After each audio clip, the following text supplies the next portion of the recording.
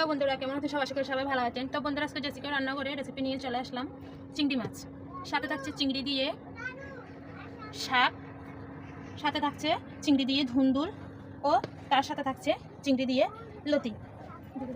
তো বন্ধুরা, এখন প্রথমে রান্না করে ফেলবো শাক, মরিচের শাক। এই শাকটা কিন্তু আমার অন্যান্য শাক থেকে কিন্তু অনেক ভালো লাগে। তো দেখেন, শাকের জন্য আমি কয়েকটা রসুন বেশ ভালো করে তেতো করে নিলাম। কড়াইতে দিয়ে দিলাম আমি পরিমাণ মতো তেল। তেলটা আমার খুব ভালো করে গরম হয়ে আসলে এখন দিয়ে দেবো আমি এখানে তেলটা করে রাখা রসুন। তো বন্ধু, আপনারা তেলে এখানে শুকনো লঙ্কা দিতে পারেন। শুকনো লঙ্কা দিলে একটা ফ্লেভারটা ভালো লাগে, খেতে ভালো লাগে। আমি আমার মেয়ের জন্য এখানে শুকনো লঙ্কাটা আর দিলাম না, কয়েকটা শুধু কাঁচা লঙ্কা দিব। তো রসুনটার সাথে সাথে আমি এখানে দিয়ে দিব কেটে রাখা মাছগুলি। মাছটাও যাতে এটার সাথে ভালো করে ভেজে আসে। তখন আমি এখানে দিয়ে দিব সামান্য করে নুন ও দিয়ে দিব সামান্য করে হলুদ গুঁড়ি, যাতে চিংড়ি মাছের কালারটা বেশ ভালো দেখতে আসে। তো চিংড়ি মাছ একটু লাল লাল হয়ে আসলে তারপর দিয়ে দিব কিন্তু এখানে শাকগুলি। তো বন্ধুরা দেখুন, চিংড়ি মাছটা কিন্তু আমার রসুনের সাথে একদম লাল লাল হয়ে আসলো। খুব সুন্দর একটা কিন্তু ফ্লেভার হলো বন্ধুরা। তো আমি এখানে দিয়ে দিব কেটে রাখা মরিচের শাকগুলি। চিংড়ি মাছ আর রসুনটি ভালোভাবে এর সাথে মিশে যায়। তো বন্ধুরা, আমি এখানে দিয়ে দিব কয়েকটা কেটে রাখা কাঁচা লঙ্কা। আপনারা তাহলে শুকনো লঙ্কা দিতে পারেন। শুকনো লঙ্কাটা দিয়ে এটা টেস্ট কিন্তু আরও দারুণ হয়। আমি আমার মেয়ের জন্য দিলাম না, যাতে শাকটা একসাথে একটু ভালোভাবে মজা আসে। তো বন্ধুরা দেখুন, শাকটা কিন্তু আমার খুব ভালো করে মজা আসলো। এখন আমি এখানে দিয়ে দিব পরিমাণ মতো নুন আর দিয়ে দিব পরিমাণ মতো হলুদ গুঁড়ি। শাকটা কিন্তু আমার প্রায় হয়ে আসলো। এখন যখন একটু নুন আর হলুদ দিলাম, এটা তো একটা গন্ধ আসছে, তাই না বন্ধুরা? তাই এটাকে আরও ভালোভাবে শাকের সাথে নুন হলুদটা যাতে ভালোভাবে মিশিয়ে যায়, শাকটা আর একটু ভালোভাবে আমি নেড়ে দিলাম।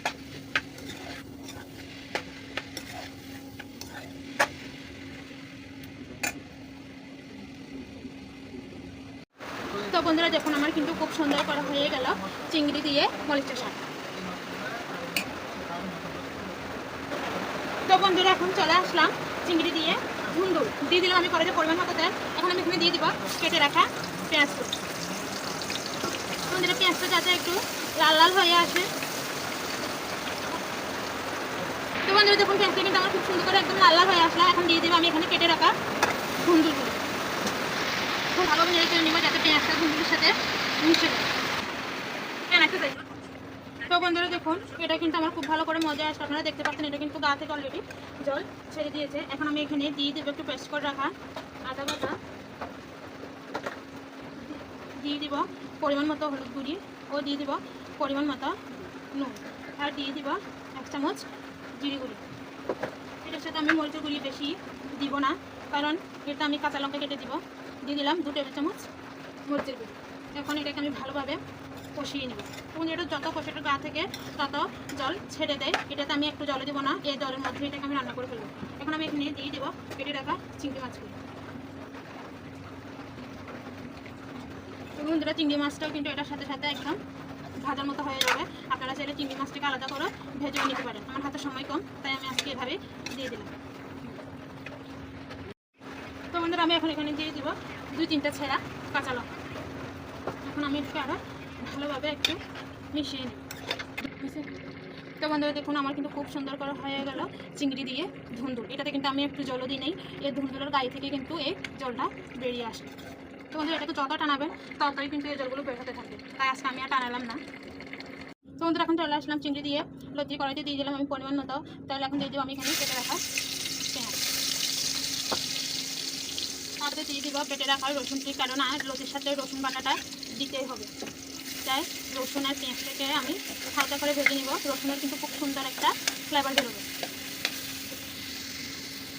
বাটার পেঁয়াজটা খুব সুন্দর করে একদম ভাজা ভাজা হয়ে আসলে এখন আমি এখানে দিয়ে দিব কেটে রাখা লতিগুলো।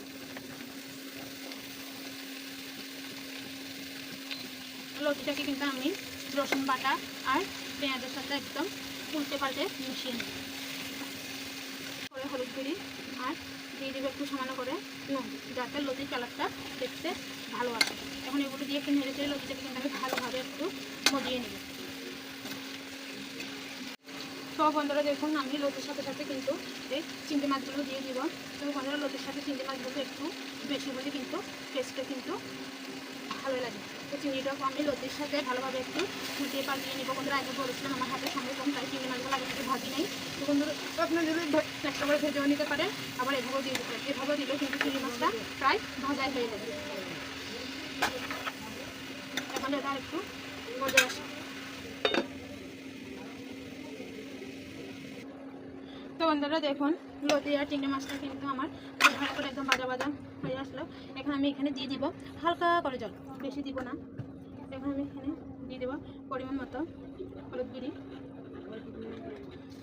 দিয়ে দিব পরিমাণ মতো নুন, আপনারা আপনাদের মতো দেবেন নুনটা, আর দিয়ে দিলাম 1 চামচ লঙ্কার গুঁড়ি। এরপর দিয়ে দিলাম 1 চামচ জিরে গুঁড়ি। এরপর দিয়ে দিলাম আমি এখানে পেস্ট করে রাখা আদা বাটা, আর দিয়ে দিলাম কয়েকটা ছাড়া কাঁচা লঙ্কা।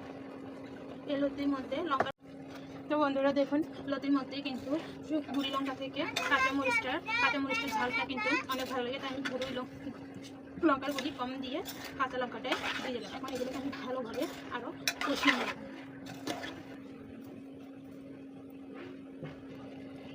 তো বন্ধুরা দেখুন লতিটা কিন্তু আমার খুব ভালো করে কষা হয়ে গেল, বলতে গেলে কিন্তু প্রায় হয়ে গেল।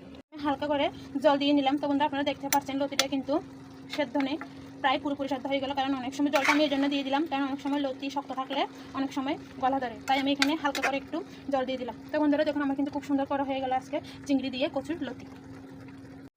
তো বন্ধুরা আজকে আমার এই চিংড়ি রেসিপিগুলো ভালো লেগে থাকলে আপনারা কিন্তু সবাই লাইক কমেন্ট শেয়ার করে পাশে থাকবেন। ধন্যবাদ বন্ধুরা।